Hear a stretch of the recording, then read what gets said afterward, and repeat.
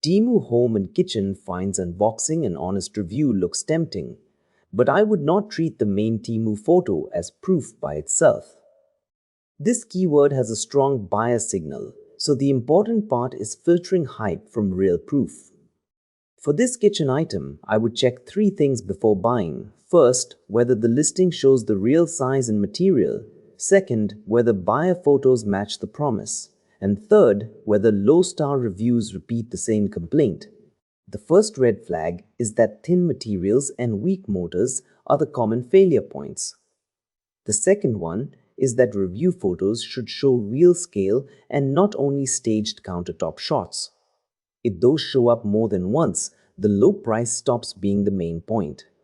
The clean buyer test is this. If the review photos prove the exact use case, it can still be interesting. If the listing only has polished images and vague claims, I would wait or compare it against an Amazon listing with clearer reviews. My verdict is better than expected, but only after checking real buyer photos first.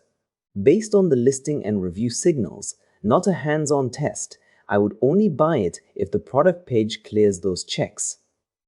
Comment the next Temu product you want checked, and I will run the same buyer research filter before you waste money on it.